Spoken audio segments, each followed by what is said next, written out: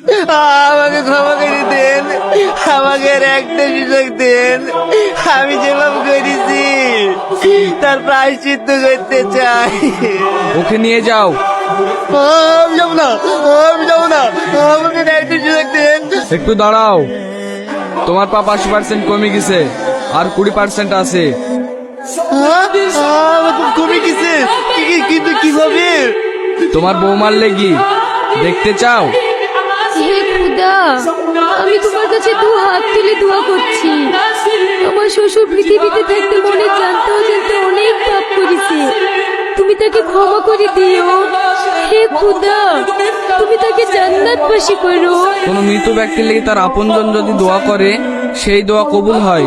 তোমার বৌমার জন্য তোমার 80% পাপ ক্ষমা হয়ে গেছে, আর 20% আছে। আর একটু সময় দেন, এ পাপটুকু ক্ষমা হয়ে যাবে। না, এই পাপের জন্য তোমার বৌমা যদি দিনরাত 24 ঘন্টাও দোয়া করে, তাও এই পাপের ক্ষমা হবে না। কেন? কারণ তুমি সেদিন যে রোজাদার ব্যক্তিকে চড় মেরেছিলা, একমাত্র সেই পারে তোমাকে ক্ষমা করতে। তাহলে আমাকে একটা সুযোগ দেন, আমি পৃথিবী থেকে তার সাথে ক্ষমা চেয়ে আসবো। আচ্ছা ঠিক আছে, তুমি যখন বারবার বলছো, যাও, তোমাকে 1 পর সময় দিলাম, দেখো ক্ষমা চাইতে পারো কি। সেদিন তোমাকে আমার চড়বার বিশাল বান্ধব হয়ে গেছে, তুমি আমাকে ক্ষমা করে দাও। ভাই, ও ভাই, আমাকে ক্ষমা করে দাও না, আমি তোমার বাঁধাচ্ছি। বুবু, অফিসে যাচ্ছ? হ্যাঁ, আজ তো শুক্রবার, চলো না সবাই মিলে নামাজ পড়ে একটু আব্বুর লেগে দোয়া করি। আপনজন দোয়া করলে সেই দোয়া কবুল হয়। না না, আমার অফিস আছে, আমি ওসব দোয়াটা করতে পারবো না, পারলে তুমিই করো গা। ভাই, আব্বা মারা গেছে আজ 7 দিন হয়ে গেল, অন্তত তুমি শুক্রবারের নামাজ পড়ে আব্বার লেগে একটু দোয়া করো। না না, আমার কাজ আছে। কি হলো, ক্ষমা চাইতে পারলে না তো?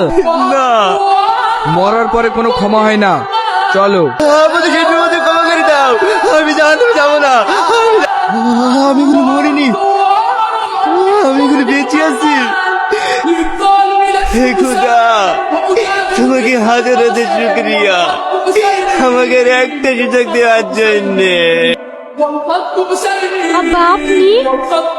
বৌমা, আমি আজ থেকে নামাজ বাজার সব করবো, কিন্তু আমি তো কিছুই জানিনি।